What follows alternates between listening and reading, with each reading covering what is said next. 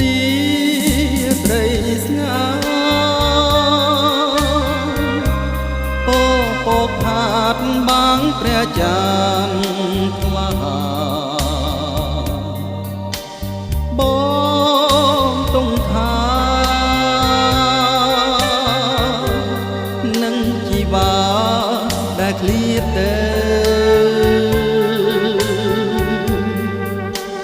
អូ